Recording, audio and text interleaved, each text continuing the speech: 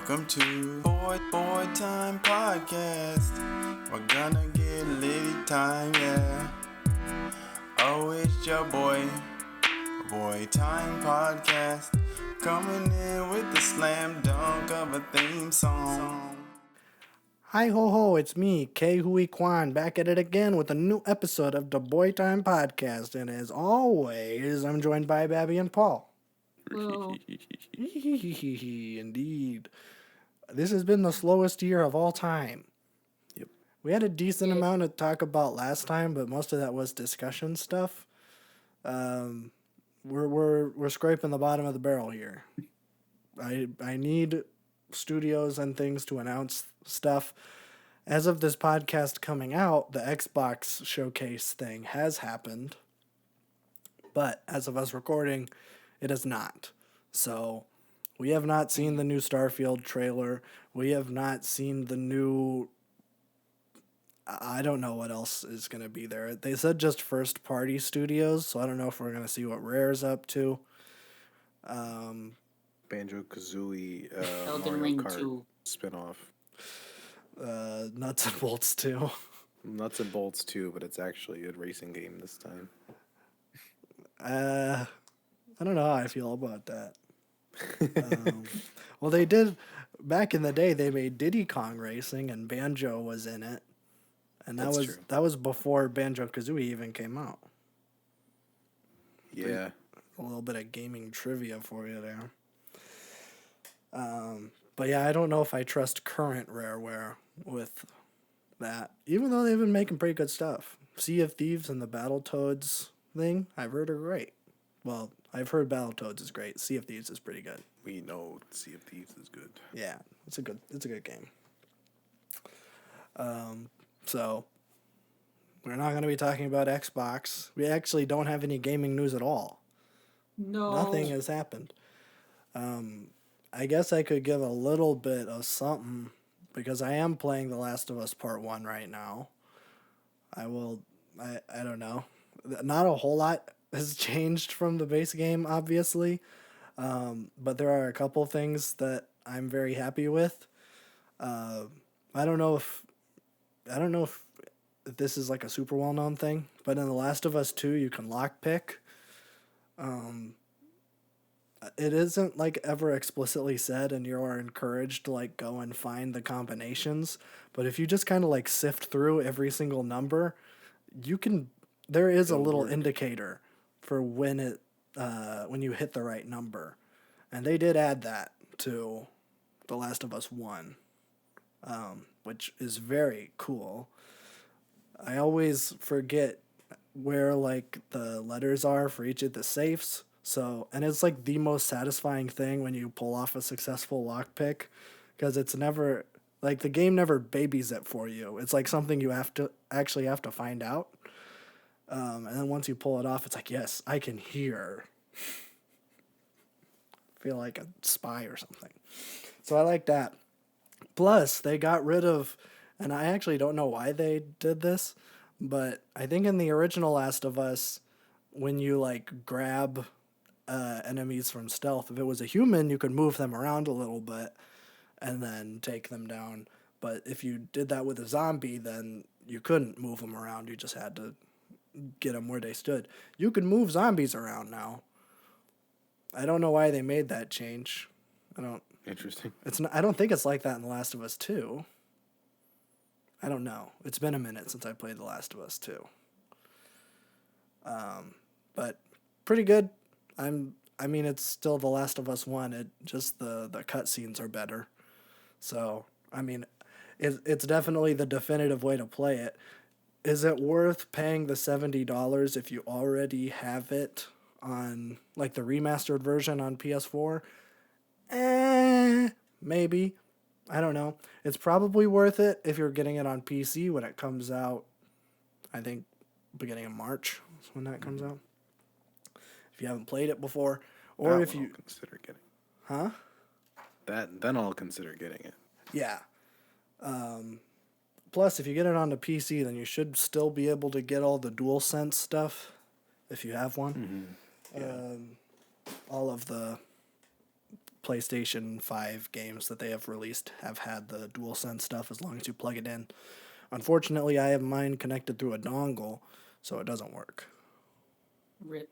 Wah wah. But, that's fine. But yeah. Last of Us 1, still pretty good. I started playing it because we're watching the show, and the show is also very good. But we'll get to that later, if we're going to talk about it at all. We don't have a whole lot to talk about, and we're probably not going to do episode-by-episode breakdowns unless something spectacular happens, but I don't think anything super spectacular happened. I mean, clickers were introduced in the show, which the sound design was amazing. Yes. I think that's probably the highlight of the whole thing. And we got my boy on the score, so. Is it Gustavo? I think so. I love that. I saw, didn't they incorporated the Last of Us theme song there at the, when they're looking out at the Capitol. Which now that I'm replaying the game, I'm noticing how many lines they've reusing. No, this episode especially. That one was a lot. Not that I'm complaining, but just noticing it more now. But very good. I thought that this episode was very nice. Spoiler, Tess gets got, which she gets got in a different way. This is like the biggest change they've done. And I actually don't know if I really like the change. Not the actual ending of it. But in the original Last of Us, Tess gets bitten by a zombie in a section where you can't save her. Like basically Joel and Tess and Ellie are split up. And Tess gets bit and then, she reveals it way later when she finds out that the Fireflies they were supposed to hand Ellie off to in the big old courtroom or the Capitol building or whatever, they're all dead. And she's like, and in the game, she kind of reveals her bite and is like, this has been like a couple hours. And then she pulls up Ellie's sleeve and says, this has been 3 weeks. So like, this is real. And I think that might be better. I get what they were doing with the show because the show handles it a little bit different where Ellie gets bit again in the same place. And then Tess is also bit. And I get what they were trying to do to like show more directly that like Ellie was bit at the same time Tess was, and you can see how the bite gets worse on Tess and how it doesn't get worse on Ellie in the same amount of time, but also like showing like the bite that was 3 weeks old also kind of does the same thing. It isn't like a big thing. It's just like, I don't know. Because it isn't like super obvious because she was still bitten by something and her arm's still bloody. Having it be like an old bite kind of makes it a little bit stronger, I think. Maybe just a little bit. But I get what they were doing, and it's fine. But the big old twist thing is that Fedra isn't the one that killed all the guys, all the Fireflies, is that it's the zombies. And they made it... This whole episode was very zombie-centric, where Getting Out of Boston is kind of a mix of the two. But I don't care. It ended with a very sweet and romantic kiss scene, which I am always a fan of. Nice. Fantastic. Yes. I really like how the fungus has been treated in the show, because it's quite a bit different in the game. Because like you never really see the fungus as... I think now that he has the story more fleshed out, he wants to like use the show to like highlight portions in the game he couldn't. Yeah. So there's gonna be a lot of like fungi talk. Yes. Which is good, because that's good for a TV show setting and not a game. Yeah. I mean, like, there are things that you can do with a TV show that you can't with a game, where it's like, I don't know how you would work that the whole, like, you touch one, like, spore thing and a fungus thing, like, on the other side of town, and then, like, the fungus, like, communicates with itself with all the zombies that are maybe on the other side of the town, and they all run over, like, at the end of the second episode. I don't know how that would work in a game. I guess technically you could make it work where it's like before you go to like a big, like if you went to the school with Bill to get the car and then Ellie oops steps on a mushroom and then all of the zombies show up, but like kind of Yeah. unnecessary. I think they did that as like their spore replacement because there's no spores in this show. Oh, That's I think that's why they did it. I didn't even think about that. Yeah. Yeah. Because otherwise we'd be like constantly in like gas masks for half of the episodes. True, which would make Joel even harder to understand. Yeah. Makes sense. That makes sense. I didn't even think about that. But I do actually like this better than spores. It seems more realistic and more grounded and like actual mycology. See, I don't know really cool anything to see about little spores. mycology. I'm forced secondhand to learn about mycology. So Okay. Although I know that like mushrooms do spores. Like that is yes. No, mean, yeah, that is that's how a they real thing. reproduce. Underneath the mushroom cap, like if you run your finger in there, then it'll be covered in spores. So that's definitely a real thing. Yeah. I just didn't think they wanted to budget that into the TV show because it would take a while to like look good because it's gonna like fill the screen too much. Your bit rate's gonna like Yeah. tank. It's either gonna like be a lot it's either gonna look bad CGI or it's gonna take way too long to get that atmosphere going. Yeah. And maybe it would probably be bad for the cameras and like Oh, all the absolutely. equipment. So like I can see now that I'm like kind of forced to sit here and think about it, it like completely makes sense. So Also, some of the shots look incredibly close to the game. It's kind of weird. yes. Like the actual set design is like so close to the game. Yeah. It's like almost surreal. It's weird. Yeah, especially It's like really cool, but it's weird. I mean like the moment where it's like, hey, you can't deny the view. It's like that is like shot for shot. Yeah. Exactly the same. Which is very Even just like the impressive. color palette is like 1-to-1 almost. Yeah. Although I noticed that they have been moving some stuff around, which I feel like purists are gonna care about. But like the hotel thing, which is that where Tess gets bit in the hotel? But it's like the hotel it's like into upstairs in the hotel. I the think, museum. Yeah.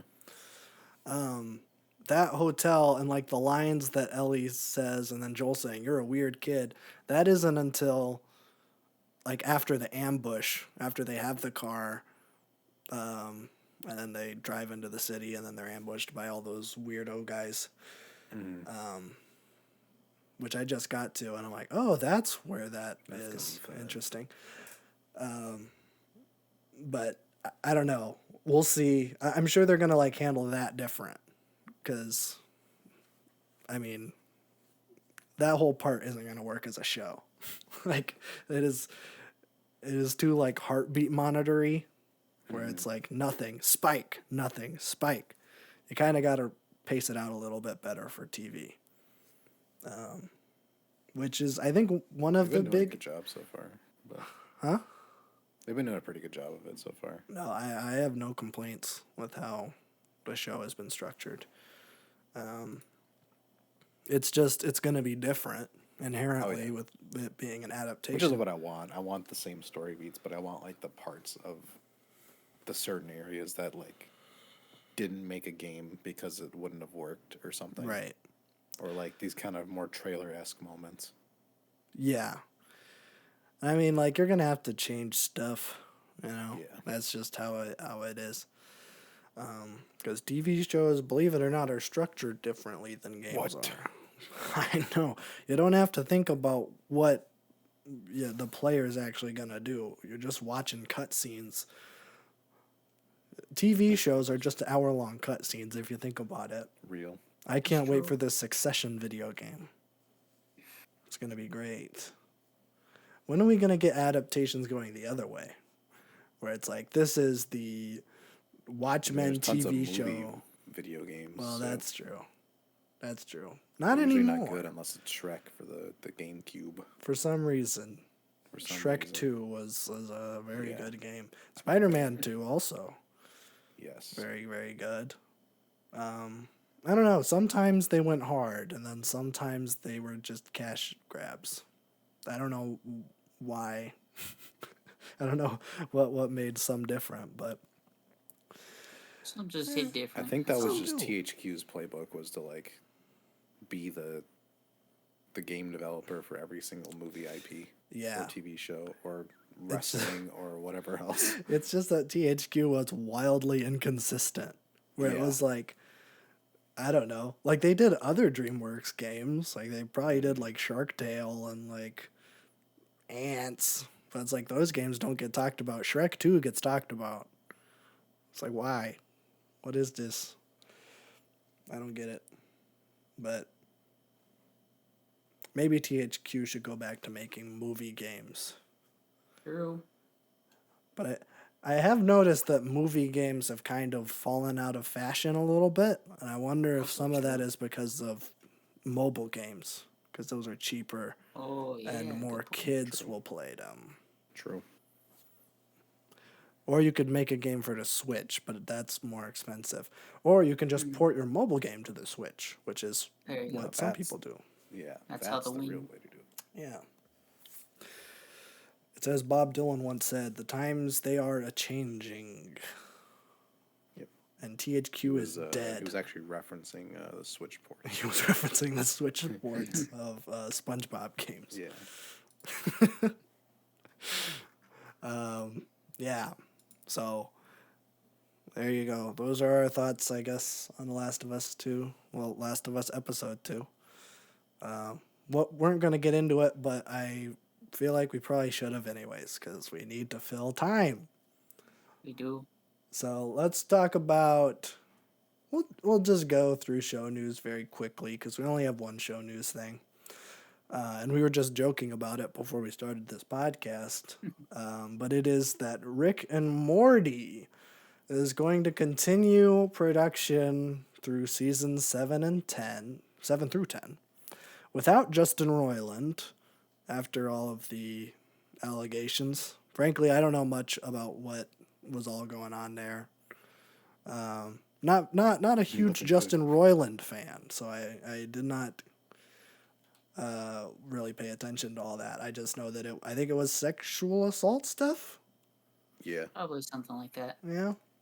The typical like creepy DM fan advantage kind of stuff, Yeah. I think. I did my my girlfriend actually sent me a tweet when all that was going down, where it was like annoying bros that like Channel 5 and Rick and Morty are just having a really shitty week. Yeah. She's like, this made me think of you, and I'm like, I'm not a Justin Roiland fan. How dare you I don't know what insult you're me. talking about. How dare you insult me? But yeah, so they're replacing Justin Roiland. Justin Roiland, of course, very involved with the creation of Rick and Morty, also plays Rick and Being Morty. Rick and Morty. And I think he was, I mean, I don't know if he still is, but in the early seasons, it was pretty much just him and Dan Harmon writing all those episodes. Yeah. So sounds like he is getting kicked off, and that everyone else is going to kind of take up the slack, I guess. Dan Harmon is still a part of it. He's going to be the sole, I guess, kind of creative director over there. So, yeah, we'll see. Adult Swim I may much have prefer jumped this the than, jumped the just shark. canceling the show, because then people at least still have employment and they're not let go because of one dude. Well, yes. They might have canceled it if they didn't sign a contract for like 10 Well, years yeah, after probably. season 3. They looked up. Adult Swim, for some reason. I mean, it was like one of the most successful animated shows, so I know why they did it. It's just like, even at the time, I was like, man, are they going to have enough ideas for like 6 more seasons? No. No. I mean, I I don't think know. they made fun of themselves saying that this show's going to go on forever multiple times in the show. Perfect. Because they don't really tell jokes. They just say something quirky and then they actually do it. And then everybody's like, look at how quirky they are. Meta jokes are funny if you do them all the time. If you do them all the time, it's your only joke. That's why everybody loves uh, I don't know, like modern Simpsons. 'Cause that's kind of what they do, right? I have no idea. I Probably. haven't watched the Simpsons in years. Okay. I'm trying to think of other shows that do. Velma? Velma does it. Velma does that. Yeah, I don't know. Meta jokes can be funny, but on occasion. on occasion, it's Use one of wisely. those. I'm trying to think of like a good thing that does meta humor good. This is tricky. This is trickier than I thought it was going to be. Does the Lego movie count? Is that meta humor? I would think so. There, yeah. there's some meta stuff in there. It's overarching meta humor. It's not like it's like the whole thing is kind of a meta joke, to be Right. honest. And I'm thinking of like when Morgan Especially Freeman Lego dies. Batman. Yes, Lego with Batman. is- yeah. Because all of that is like making fun of like Batman Deadpool's movies. meta humor. Oh, true. But and that kind of gets annoying too, Oh yeah, for sure. if you do too much. I wasn't listening. Good examples. Okay. I was listening. I was trying to think of good Oh, examples. okay. But like the specific moment I was thinking of in the Lego movie is after like the Morgan Freeman's character dies, and then like he becomes like a glow in the dark like ghost, and then he's like hoisted up by like a little bit of twine. Oh yeah. That's good. That it's like he's a Lego guy, so of course it's like kids are playing with him. Although I don't remember if the kids are playing. Yeah, that's the whole thing, is that it's the son doing Kids it. and Will Ferrell. Not Will Ferrell yet. Not yet. Will Ferrell comes in and it's like, ah, how dare you? Very upset. Yeah, that's it. That's the only good instance of meta humor in the entire canon of visual media. Pretty much. High on Life is a bad example. It's tying it back it's around to only- Justin Roiland. Round out the segment. Round out this segment a bit. Yeah. I wanted to play that game because a couple of the guys from Red Letter Media are in it. I'm like, oh, I want to see their cameo. I could not get past like the first level. It was too much. So, there you go. I even turned the quirky dialogue setting all the way down, which that's how you know you have a good game. When Like, you put a dialogue setting in there Yeah. because your gun won't shut up. you know that like the writing for your game is good if you put in the settings if you don't want to hear it anymore. It's the same with like the puzzles in the Spider-Man game, where it's like, the puzzles are good because they put in a skip puzzle button after like 30 seconds. It's like, okay. It's good for 30 seconds. It's good for 30 seconds, but then we're just assuming you're too stupid or you hate puzzles and you're just going to skip it. Don't do that. Either commit or don't. Just remove it. Spider-Man, you could have just removed it. That's it for show news. Nice. Let's talk about movie news. We got some movie news about Edgar Wright's new flick. I think Baby Driver 2 is his next one. It's the next one that's going to be released, but we have some news about the next original Edgar Wright movie that's going to be coming out. Seems like he is leaning into the horror stuff that he was doing before with Last Night in Soho. Well, that's not like a traditional horror movie, I suppose. Thriller. Yeah, thriller. I would say it's a thriller. His new movie is called The Chain. Hopefully Fleetwood Mac is in it somewhere. If he doesn't do a stupid, weird flip of the song in the trailer to make it super edgy and cinematic, then I'm not watching it. Edgar Wright would, though. Yeah, he You would. know Edgar Wright loves his movies. I'd hope so. Yeah, well, not movies. He loves his music, is what I That meant too. to say. I mean, he made a whole movie about that. Yeah. Baby Driver. But this new one, called The Chain, the synopsis is the film follows a mother whose child is kidnapped, which forces her to kidnap another child to have hers released and continue the chain. Sounds I fun. see. I don't know if this is gonna be like a horror thriller or if it's gonna be like a dark comedy, a la Shaun of the Dead or something. That I could don't be know. cool. I love those movies. But we got who's gonna be playing the mom, which I can't view this person as a mom, but I guess she is technically old enough to be a mom, and that is Emma Stone. She is going to be. Yeah, Oh, I man. suppose. I always just view her as her character in Superbad. Even in La No, La that was a Land. while ago. I know. I know. That movie came out in 2007. I am aware that this was a long time ago. Oh, she's only 34, though. So, I guess technically she could be a mom. Most people, if they want children, are mothers at that point. Well, she Yeah, does. Well, she is a mom. She has a kid. I was There gonna you say. go. She She- already qualifies then. Yeah. Yeah. She has real life experience. Although, well, she's a new mom because she gave birth in December of 21. Oh, So it's funny Yeah. man. 21. Long enough. So she's like barely a mom. Her kid's only like one. Doesn't It's not even even count. a real mom. We're gatekeeping mothers now. Yeah. 3 dudes gatekeep motherhood As it should be. as it should be. So we'll see what happens with that Edgar Wright movie. I'm pretty much just following Edgar Wright through everything he does now. Even though I'm not such a big fan of his stuff post the Simon Pegg collab.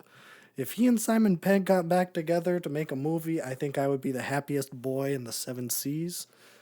Because the Cornetto trilogy are some of my favorite movies.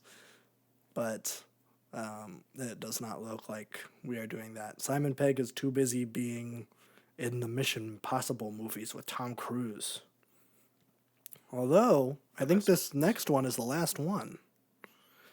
I think they've said that for the past 3. Well, yeah, but Tom Cruise is too old. Yeah. I He mean, can only do his own stunts for so long. yeah, he's already 60. He can't be dropping out of planes anymore. Like Well, he he's did in very The Mummy. short, so I think he's good still. That's true. He will have If he was a tall person, he'd be dead by now. That He's a is short true. king.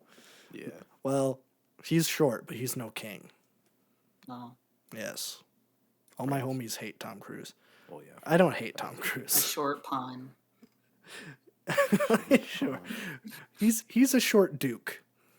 I'll You're give either a him duke. king or you're a pawn. No in Okay. between. There's no in between. You're either a king or you're a pawn, brother.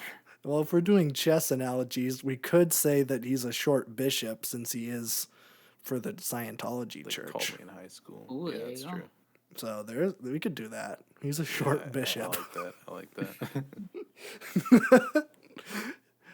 which he's a pretty decent piece in the game, but he's not as Yeah, I think important. that fits Tom Cruise perfectly. Yeah. He can move in diagonals, but he can't do everything. He is not as versatile as a queen. Like a true queen would be a.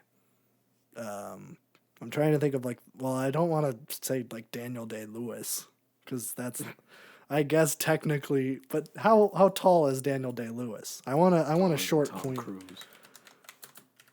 Daniel Day-Lewis. Oh, he's 6'2". Daniel Day-Lewis is not a short queen at He's a big all. boy.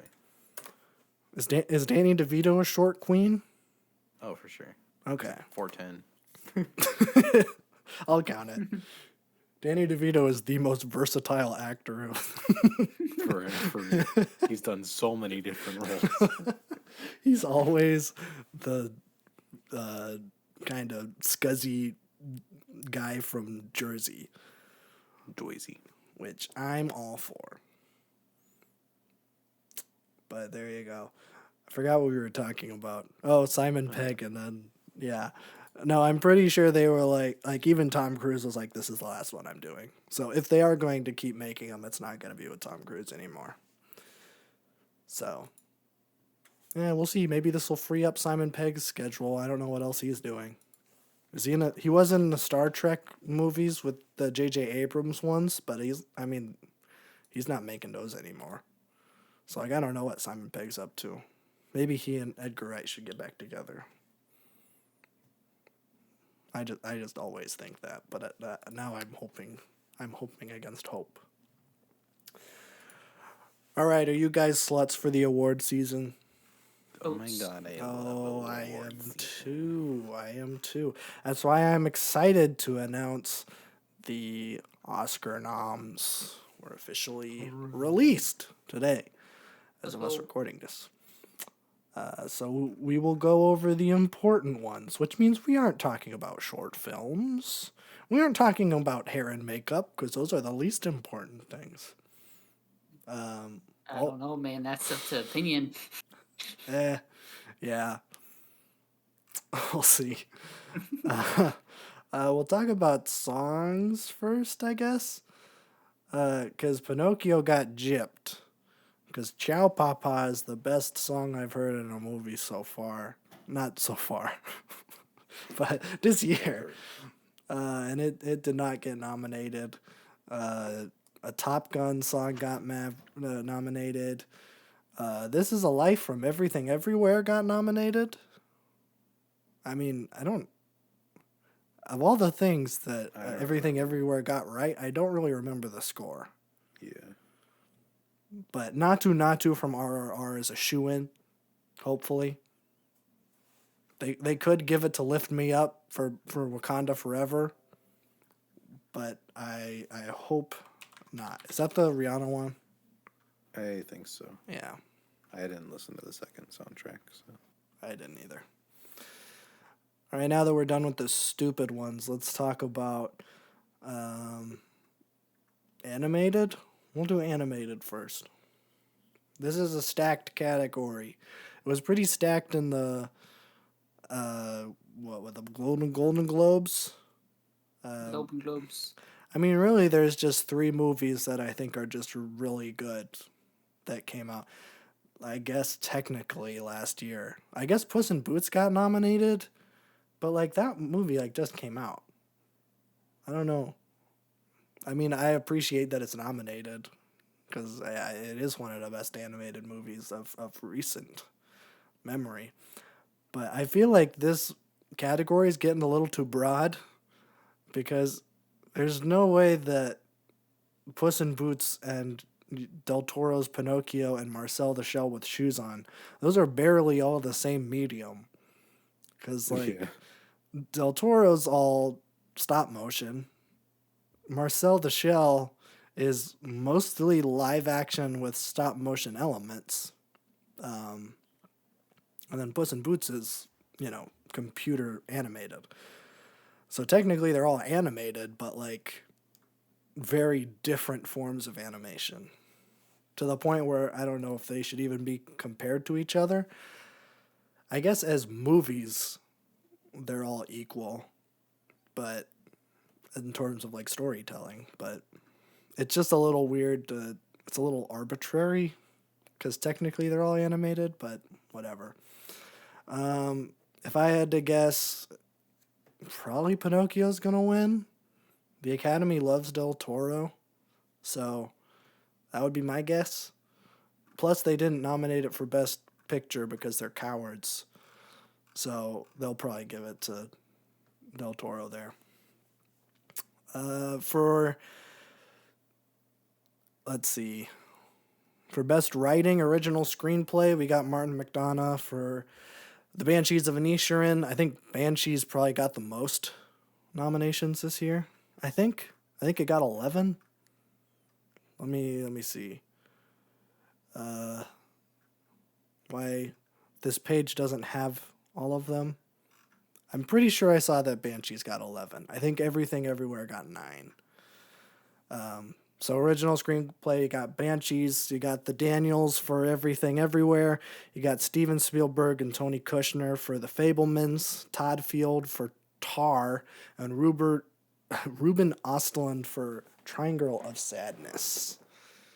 This is going to be tricky because I feel like even though I think this movie doesn't deserve it. I think Banshees is probably going to sweep. They let A24 get nominated a bunch so that they can say that they're unbiased, but then they're just going to give it to the artsy bullshit that was... I don't get why people like this movie so much. I'm a big Martin McDonagh fan, and that movie did not have the cultural staying power that his other ones did. I'm sorry. So I think if I had to choose, it would be Everything Everywhere, obviously. But also I didn't see Tar, so I don't know. I have been meaning to see Tar, but it is not out on streaming yet, I don't think. For Best Director, it's the same people. Except Tony Kushner did not direct The Fabelmans, that is Spielberg. This one, I feel like they might do a curveball. This one they might give this... I don't know. Has Spielberg won a Best Director? Does anyone know? I feel like he had to at some point. Let's see. Okay, so he got nominated for Best Director for West Side Story last year, which made him the first person to receive Best Director nominations across 6 different decades, which is crazy. But has he won? I want to see if... I mean, surely he's won. He's won for Best Picture. Okay, he won Best Director for Schindler's List and Saving Private Ryan. That's it? Okay. Interesting. He's been nominated a bunch, but only one for Schindler's List and Saving Private Ryan. So interesting. So they might give it to him again. I don't know. Again, I would probably pick Everything. Because that movie has some crazy directing with it. I mean, I think for special effects, which you don't usually talk about, but I feel like, they didn't even nominate Everything Everywhere for special effects. What the hell? That's weird. This is a crime. Rigged. How are you gonna have the Batman for special effects and not Everything Everywhere? Or Black Panther? This is a crime. A superhero movie. I get that. I mean, Avatar's nominated for that, so Avatar's probably gonna win. Just throwing that out there. I'm surprised Avatar has not been nominated as of yet. It really wasn't nominated for a bunch. Yeah, I think it was only nominated for like VFX and Best Picture, which maybe means it's going to win Best Picture. I'm just going to throw that out there so that my heart isn't completely broken when the Oscars happen and it wins Best Picture. For Best Supporting Actor, you got Brendan Gleeson for Banshees, got Brian Tyree Henry for Causeway, Judd Hirsch from The Fabelmans, I always mispronounce this guy's name, Barry Keoghan? He's Irish, I don't know, for Banshees, and then Ke Huy Quan, Everything Everywhere, which, by the way, he released a statement after getting nominated for the Oscars, and he's the sweetest little guy. I mean, I saw it. If you guys have not seen his acceptance speech for when he won the Golden Globe, I highly recommend it. He is just so sweet, and he's the type of guy to like not forget where he came from, and I really appreciate that about him. So I really hope he wins. And I don't really think anyone else on here deserves it as much as he does, like as a person.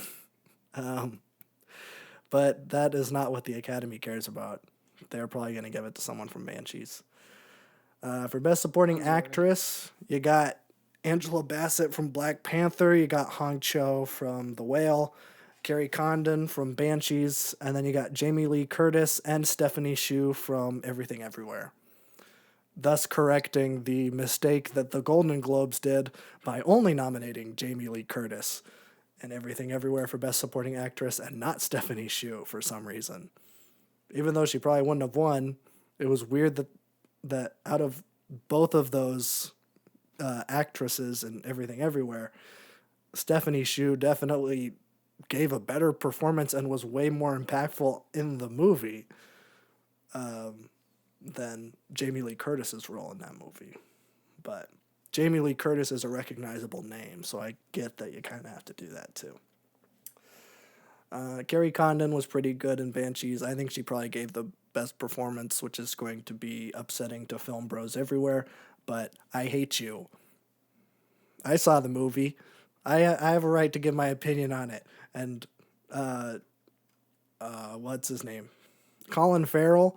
I love the guy, but man, his performance made me so frustrated. And maybe that's the point, but I hate you. Stop. So there you go. It's probably gonna go. Honestly, if I had to guess, it might go to Stephanie Hsu. Like, I don't know. Angela Bassett, maybe. Maybe they'll let Black Panther have the win. But I don't see anyone else winning on here. Like, for Academy's politics stuff. For Best Actress, you got Kate Blanchett in Tar. You got Ana de Armas in Blonde. Andrea Riseborough from To Leslie. Michelle Williams in The Fablemans. And Michelle Yeoh, Everything Everywhere. I've only seen 2 of those. Ana de Armas in Blonde. I've heard that her performance is good, but that's like the only good thing about that movie. Honestly, Michelle Yeoh has it. Maybe Kate Blanchett might get it. Depends on how many awards Everything Everywhere is gonna get. Because if they get a bunch of the like best director, best screenplay stuff, then they're not gonna get as many acting ones. So that's a little unfortunate. But for Best Actor, you got Austin Butler, Elvis, Colin Farrell, Banshees, Brendan Fraser, The Whale, Paul Mescal in After Sun, and Bill Nighy in Living. If the Academy was brave and had courage, then they would give it to Brendan Fraser. But because the Academy is a bunch of spineless cowards, they're going to give it to Colin Farrell. Or second runner-up is Austin Butler. But everyone and their dad knows that it should be Brendan Fraser. And he also has been giving very nice statements about being Oscar nominated. So give it to the people that actually deserve it. Academy, you cowards. I have nothing against Colin Farrell. He seems like a very nice guy. But he's not as nice as Brendan Fraser. Austin Butler, he keeps doing the voice. I think he Christopher Walken'd himself, where like Christopher Walken has that distinct voice because he like had a role in a stage thing like when he was young, and he's just kind of stuck. Austin Butler is just always Elvis now, and I don't know if he's doing that because that's how people know him, or if he legitimately did Christopher Walken himself and now he's just always going to sound like Elvis. In which case, it's not a condition I would wish upon my worst enemy. But Austin Butler got the bag, so whatever. All right, now it's time for the big gun. Best Picture. We got All Quiet on the Western Front, which I've heard is fantastic, but it's a foreign movie, so it's probably not going to win. Avatar 2. Winner. Probably. Easy. I hope not. But, and I'm wondering, because there's some history, because famously, James Cameron did not win Best Picture for the first Avatar. Instead, it was given to his wife for, I think, The Hurt Locker. What's it, Catherine Bigelow? I think that's her name. Big Lebowski. Yes. And that was, yes, Catherine Bigelow. It was all just a big kind of middle finger to James Cameron because he's such an asshole. So hopefully they do the same thing again because I hate James Cameron. I did watch a very sweet conversation he had with the director from RRR, where I think it was like in the after party for the Golden Globes. James Cameron approached the guy from RRR and like went in depth with what he really loved about that movie for like 3 minutes straight. I loved that because you could tell that the director from RRR was like legitimately like so appreciative and like it was such an honor for him, which is so good. I love seeing that. James Cameron is just never that. He's like the most gatekeepy director, except for maybe like Christopher Nolan. I'm trying to think of like other directors that are so like toxic with how their art needs to be like consumed, because that's all it is. At this point, like I'm not entirely sure that James Cameron even cares about making things anymore. If it's just like to make theaters have something to put in and make a bunch of money. So, yeah, we'll see. We'll see about that. Banshees, Elvis, Everything Everywhere, The Fablemans, Tar, Top Gun, Triangle of Sadness, and Women Talking. I don't know anything about Women Talking or Triangle of Sadness. If Top Gun wins, that's a crime. I know everybody loved that movie. CIA sponsored. Yeah. I will give that movie that it was very impressive on a technical level. Like the fact that they were actually shooting in planes and stuff and how like practical everything was amazing. But the movie was just the first movie. Or it's just the Death Star run from Star Wars. Because it's pretty much the Death Star run from Star Wars. Which is fine, but it's not the best movie of the year. I don't think Top Gun's going to win. If Top Gun wins Best Picture, that's going to be like the ultimate curveball. But I think that's like Black Panther being nominated in 2019, where it's like you got to give it... It was like a really popular movie this year, so we got to nominate it for Best Picture at least. I feel like that's kind of what I'm getting from it. In terms of like things that I think actually have a shot, I think Avatar, Banshees, Fablemans, maybe Tar if they're feeling spicy, but I don't... The Academy's not never feeling spicy. Maybe Everything Everywhere. It's hard to say.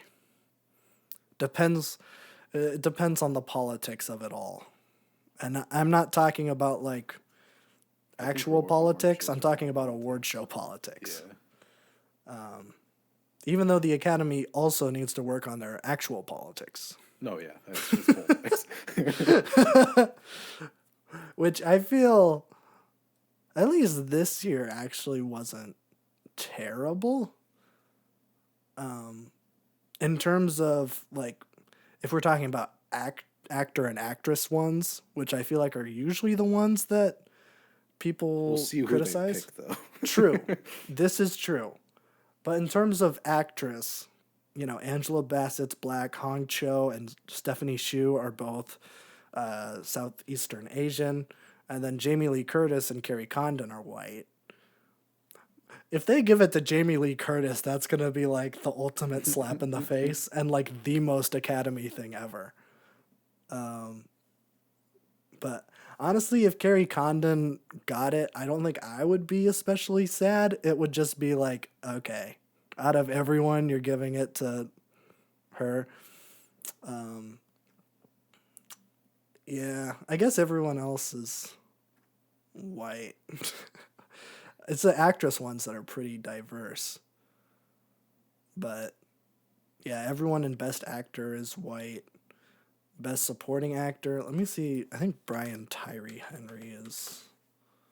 Oh, that's the guy from Atlanta. That's Paperboy. Yeah. I should know that. So, yeah, we'll see. We'll see what happens. I don't know when the show is. Is it... Well, this website sucks. I need to know when the Oscars are. Oscars 2023, March 12th. So we got some time. I don't know why they wait so long, because voting closed last week. So, like, they already know what it is. So we're just waiting. Let's wait. Not even the Emmys had to wait that long, I don't think. That was like a month. This is like over. It's a little over a month and a half. So I guess that gives everyone enough time to get their dresses. Or in Doja Cat's,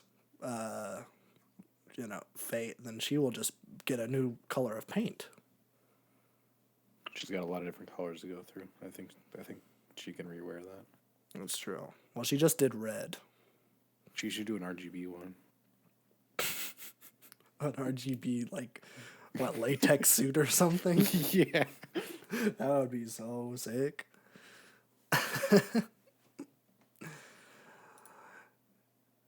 Yeah. We'll see. I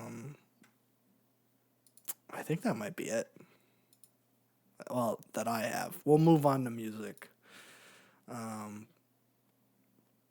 Yeah, I don't have, well, I have one thing for music, but you're definitely going to talk about it, so. What? I know. Wait. Yeah.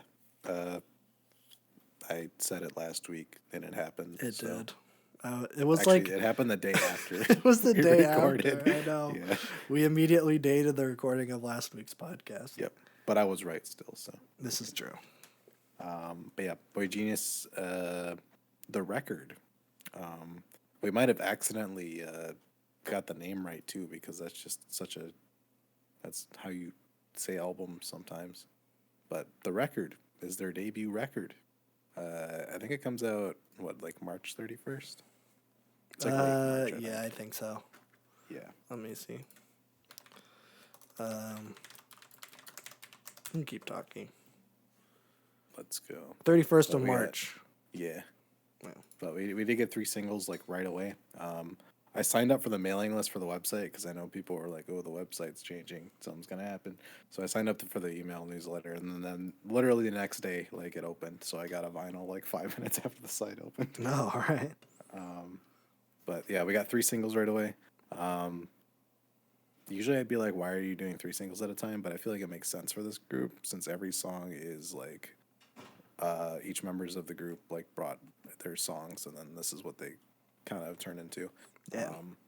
They're all pretty good. I will say.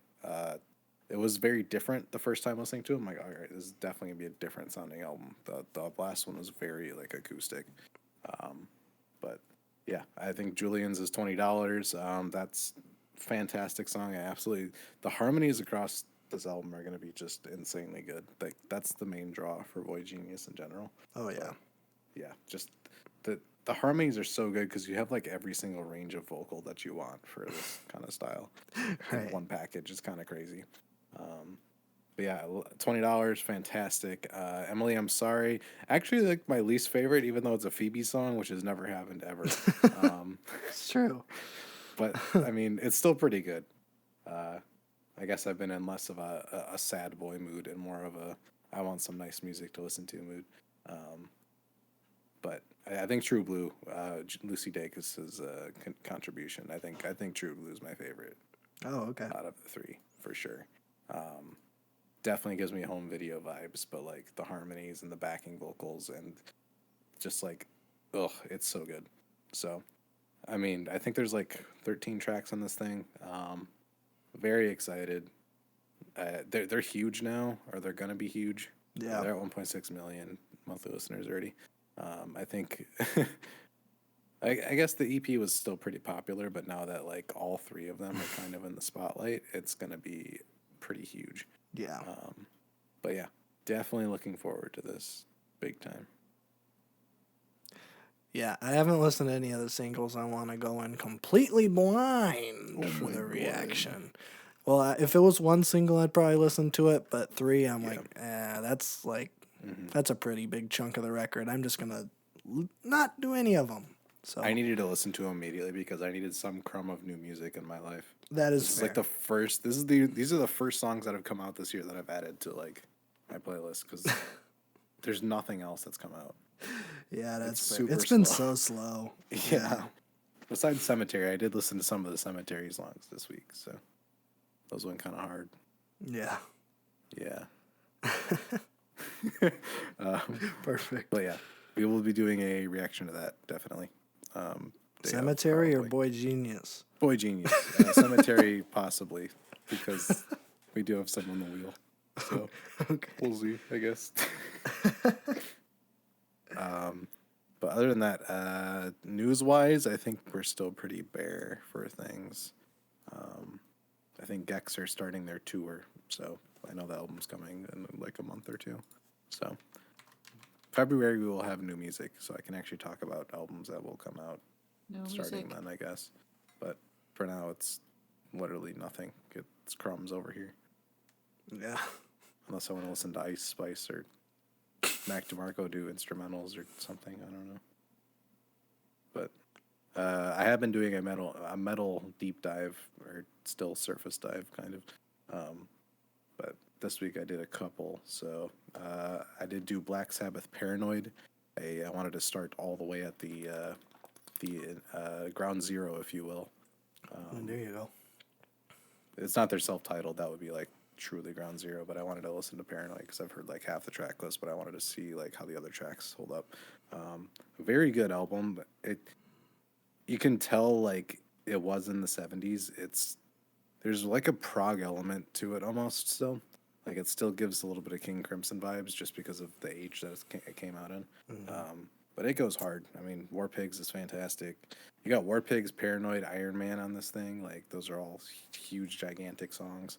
But even like Planet Caravan is super trippy. Like a lot of like anti-war sentiment on this stuff, which is really cool, and a lot of like psychedelic references. Anti-war references on a metal record? What? What is this? How dare you? In the 70s even? That's like unheard of. Are you kidding me? What machine are they fighting against? Tell me. Somebody tell me. Somebody tell me. But Paranoid's fantastic.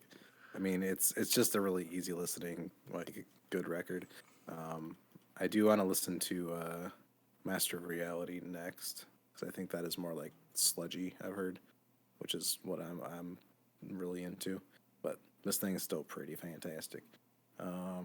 Then I did a little detour into, I guess both of these albums are stoner metal and doom metal. Oh. But stoner metal is basically just slowed down metal. It's pretty sick. Okay. But I listened to Dope Smoker by Sleep, which is 2 songs and it's an hour and 11. I think, yeah, one track's an hour and 3 minutes and the other one's 8 minutes. Really fantastic. Like, it's one of those things where it's not quite ambient. Like, something's happening at all times, but it's more like really good background music, which is weird for a metal record, but like it goes hard. It's chunky, it's heavy. The vocals are good and they're few and far between, but like when they come in, they're pretty good. Yeah, definitely like a very easy, like listening good metal album. And then the other one I did was Dope Throne by Electric Wizard. This is, again, same genre. There are long songs in this thing, but not hour-long songs. 15-minute song is the longest one. But, again, very heavy. I love how loud and noisy everything is. There's, like, almost shoegazy elements thrown in there with, like, guitar noise and reverb. Vocals are, like, more punkish, I would say, than metalish, which is good. I still cannot get used to, like, screamo vocals yet, so I'm just, like, riding all the bands I can that don't have that kind of vocal style first to get used to it. But this one's pretty good as well. I think I do like it better than Dope Smoker because I don't have to listen to an hour song if I want to listen to it. This one I can pick different songs and actually just listen to the record like a human being. So that's nice, but yeah, I mean, this one's pretty sick as well. I'm definitely into the stoner metal thing because it's like, for me, it's easier listening coming from post-rock because it is so like slow and methodical compared to like a lot of other metal that's just like breakneck constantly. But speaking of breakneck constantly, I also did Slipknot's Iowa. Iowa's greatest export, many would say. This is their Except for pretty much Elijah Wood. Oh, yeah, of course, and Cedar Wood or Cedar Rapids. Cedar Wood. Cedar Wood. Yes, we're There's a known lot for of our trees in logging. Iowa. Yes. You're known for your logging because you don't have any trees anymore because they all got taken down. Oh, that's true. Yeah. But I think this is their most like critically acclaimed one. It's also very popular. Yeah. It is new metal technically, but this is good new metal, which is kind of few and far between. Honestly, it's like new metal. It's like you get the early Slipknot stuff, and then you get System of a Down, and then it's into like immediately into Limp Bizkit territory after that. So, kind of have to walk a fine line, but this stuff's pretty sick. It is a long album. It's an hour long, but like for most of it, it is pretty breakneck. It does not let up at all. In the later, because I did listen to All Hope Is Gone first, and that came out in 2008. There was a lot more melody in that album. Iowa is more like more demonic vocals just all the time, and it's like stuff where it's like it is new metal, so it's gonna be like, oh yeah, this is over the top and like cool, bro. That kind of stuff where it's like, yo, look at how sick those lyrics are, bro. We're edgy. But it's still a lot of fun to listen to. I don't take it too seriously. It's just like their playing is super tight, super fantastic. Like the breakdowns are great. It's just breakneck speed from like the minute the second track starts like onward. So even though, like the title track being a 15-minute song at the end is like kind of a weird way to end it. It's very atmospheric and slow, but I still dig it. I mean, when it comes to like metalcore stuff and new metal, like this is definitely the best one I've listened to. Besides System of a Down's Toxicity, which I do want to re-listen to, but I remember hearing that album like when I was like 13 and it being like insanely good. So I think that held up pretty well, but I do need to listen to it again. But yeah, I mean, I do like Iowa a lot more than All Hope Is Gone in my Slipknot journey. If I want to put on Slipknot, I need like insane drumming constantly, and I need just fast paced. But yeah, I think they have a new drummer now because their old one passed away. But the old drummer's on this one. I think it's Joey. Like he is just killing this entire record. Yeah. It's so good. Yeah, my uncle was in a band with him. Yeah. Yeah. He's a good old boy. For real. Yeah. But yeah, this thing is really solid. I need to listen to it more because I literally just listened to it before we did the podcast.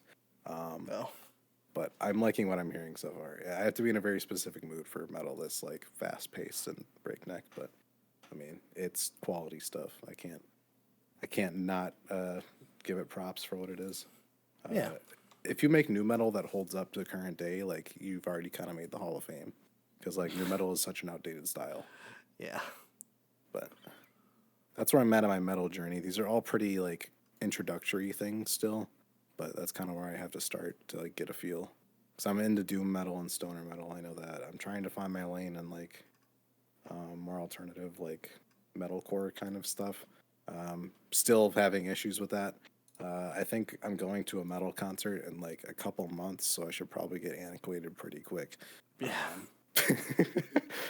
But well, I'm going to a Midwest emo show and I'm going to a metal show, I think, in the same month. Wow. So You're gonna have a whole lot of fun. You're gonna be moshing. yeah, I'm gonna be moshing and I'm gonna be crying to Midwest emo or whatever you do with that. I don't know what you do with Midwest emo. I don't know. You just kind of sit there. Yeah. Do After I you heard get- Brave Little Abacus, every other like Midwest emo album is very listenable. Like we were listening to some of it like last week, and like the vocals are the exact same except toned down by like 10 compared to Brave Little Abacus. So Yeah. it's very doable. But, yeah, I mean that's my music listening journey right now. Other than that, War on Drugs. I need to listen to that album that we just reacted to more. That one was pretty sick. Yeah, it was pretty sick. But as far as that goes, that's where I'm at. I'll continue to find stuff as I'm going here. But yeah, I mean, in terms of reaction videos, when it comes to like new stuff, I guess we'll do Boy Genius. Yeah. I don't know what else we want to do. I don't know what else is coming out. Yeah. I felt like there was another one that we were going to react to. I think someone put a request for the new Caroline Polachek record, so we could put that on the wheel once that comes out. Yes, I don't know That anything one's got about a that. Valentine's Day release. Caroline Polachek. We could do the Gorillaz album if you wanted to. I we guess. could do Cracker Island. Cracker Island. I have been known to be a cracker. Real. Whoa, whoa, whoa. Oh, apparently Parannoul has an album coming out. Paramore? Paramore. They do have an album coming out, actually. Yeah, they do. Yeah, That's they what do. I thought you were Paramore saying. comes out February 10th. Okay. But Parannoul, which is I think they're South Korean shoegaze. I talked about one of their records a while ago. Oh. They have an album coming out Friday, I think. So, What? okay, I'll listen to that. So There you I guess go. I'll have something to talk about next week. Perfect. But yeah, I mean, that's pretty much it. It's been a very slow start of 2 year, like really slow. And it's not just music. I think it's just media in No, general. it's everything. The Last of Us show is the biggest thing that's happening. And it's really good, but it's like the only thing that's happening. It's the only thing. Yeah. Yeah, nothing's going on in gaming. That show, that's it. People are still talking about Puss in Boots, but that came out Oh yeah, a true. month ago. I don't know. Movie stuff is I mean, we're in January, so we're getting the big old January dump is what I think it's been come to be known as. Where studios don't know where to put movies that they take a risk on and they put it in January, which either means it's like really fantastic or it's awful. Most of the time, it's awful. I can't think of a good January dump movie, but they have to exist. When did Everything Everywhere come out? I know that was early. Like March. March? It was March. Okay, that one is not a January dump movie. People are liking that Megan movie. I'm not gonna see it. Kidding me? I think that's just like the queer icon horror movie. I think that's what's Is it? happening. I think they're yassifying the Megan doll thing. Perfect. So That's what you love to see. Yeah, it's a 94% on Rotten Yeah. Tomatoes. Yeah, it's already got a squeakquel, but it yeah, no. That's a no for me, Chief. Yeah, it's just been slow everywhere. But you know, you would think this would be a great opportunity to watch some things and get caught up on things. Instead, I just watched Boyhood, which it was pretty good. It was pretty good. What did it need to be 2 hours and 43 minutes? No. But it was pretty good. And Ethan Hawke, I just wish that Ethan Hawke was my dad. He is the best dad in the whole wide world. And you know how I feel about good dads in movies and games and stuff. We need more good dads. I think that's the underlying theme of this podcast. If you're a bad dad, you can stop that right now. Get better. And watch Boyhood and take notes from Ethan Hawke. But what if you're a rad dad? If you're a rad dad, that's good. That's what you want. You want a rad dad. But yes, it is a good time to be a good dad. I will say that. Because you are getting represented hard. But yeah, that was it. I don't have like anything to say about Boyhood. It was just like everyone is aware of Boyhood and what it was, right? Or I don't think so. You don't know? Boyhood is the movie that came out in like I think 2014 that took like 13 years to make, and it's like you see the actors grow up. Have you heard of this? nope. Oh. It was like a big thing when it came out because like I don't think anything had been done on that scale before, which it's really cool because you're seeing like an actual kid grow up from like 6 years old until he turns 18 and leaves to go to college. So you're seeing his entire upbringing, and it's actually believable because the actors are all growing up in, I don't want to say, well, yeah, kind of real time and like when the events happen. But it is kind of, I mean, it's hard. It's hard to do that because, people are growing up and stuff and they're different people. And directors and stuff, I think the writer, if I had to guess, this thing was probably like re-edited like a couple of years into it because it feels like a completely different movie like after he hits middle school, which isn't necessarily a bad thing. It's actually kind of an interesting kind of character study on the technical side of things to see how an art project that takes place over the course of 13 years or something, how it can evolve and how it can change. So it's pretty good. It's pretty good. I recommend it. It's more impressive if you're into like the filmmaking side of it. I don't know how accessible it is. Some of that is due to the length, and some of it is it's pretty g-dang niche, but it's good. My girlfriend really likes it, which is really weird because she hates like, well, she just like doesn't have the attention span for long movies, and we sat down and watched this nearly 3 hour coming of age thing, and she's like, "This is one of my favorite movies of all time." Like, this is a complete curveball for me, but I will watch it. So I did. It was pretty good. So watch Boyhood. I think that was the only movie I saw this week was Boyhood. I could talk about Captain Marvel, but I'm not going to. It doesn't deserve my time. So there you go. That's podcast. Tune in next week for nothing. Dang. Well, I mean the Xbox thing. But aside from that, nothing.